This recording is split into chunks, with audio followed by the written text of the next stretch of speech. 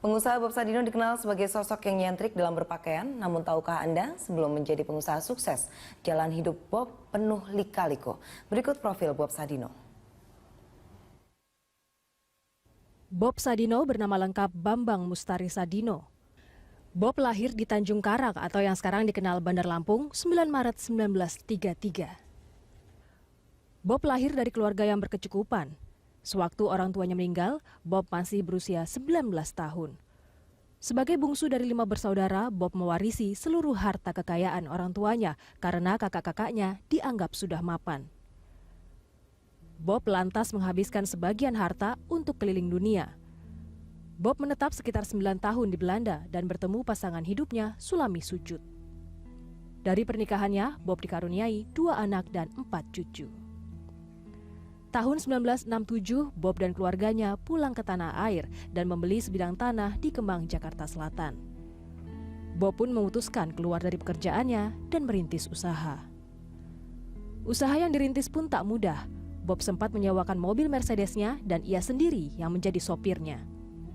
Suatu ketika Bob kecelakaan dan menyebabkan mobilnya rusak parah. Tidak memiliki uang untuk reparasi, Bob melakoni profesi kuli bangunan dengan upah harian Rp100.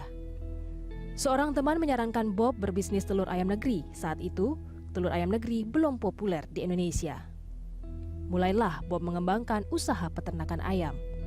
Selain memperkenalkan telur ayam negeri, Bob adalah orang pertama di Indonesia yang menggunakan sistem hidroponik untuk berladang.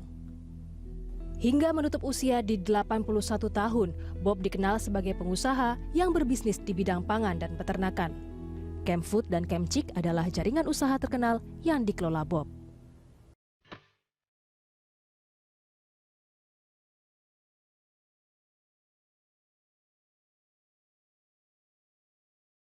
Menurut Bob Sadino, pengusaha yang telah lama dikenal sukses di bidang agribisnis, siapapun bisa menjadi pengusaha.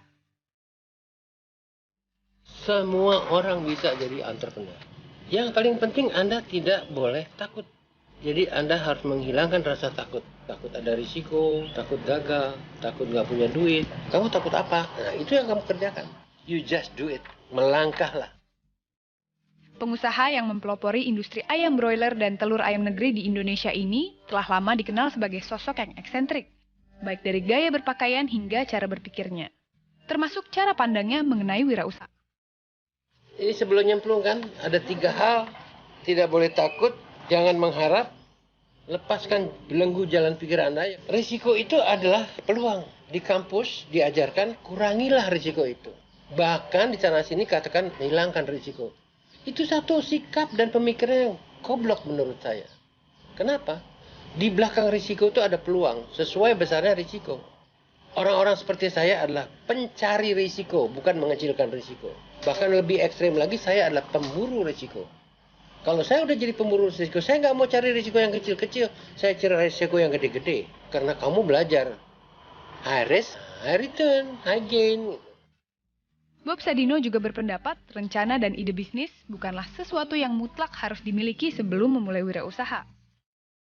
Bisnis plan itu kan sama dengan harapan kan? Tidak satu pun kenyataan keluar sesuai dengan harapan. Jadi nalar akan mengatakan buat apa mengharap? Rencana dan wacana kapan jalannya? Rencana itu sebelum dijalankan adalah omong kosong besar. Rencana itu harus didu atau dilangkah dulu. Yang tidak disadari oleh semua orang pintar-pintar ini bahwa itu satu pilihan, it's only a choice. Bukan satu kemutlakan. Tapi jangan bilang orang yang nggak punya tujuan dan nggak punya rencana nggak bisa jalan. Karena orang yang nggak punya tujuan dan nggak punya rencana, dia bisa melangkah. Orang udah sekali melangkah, dia melangkah lagi, melangkah lagi, melangkah lagi, melangkah lagi. Satu ketika dia sampai kepada tujuannya. Kalau orang mau jadi entrepreneur, dia harus punya tekad yang bulat untuk menjadi entrepreneur. Dia berani mengambil peluang, apapun peluangnya, karena peluang ini segudang, langit batasnya. Di mana-mana ada peluang ya. Tidak boleh cengeng dan tahan banting.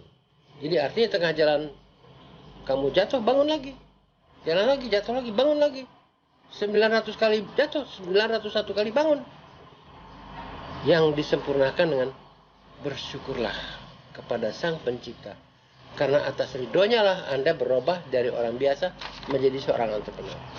Ini sekaligus jadi modal. Uang itu belakangan. Sebelum punya uang, punya ini dulu. Jadi dengan inilah segala-galanya bisa kamu tentukan detik ini. Jadi bagaimana memerangi kemiskinan? Jadilah entrepreneur.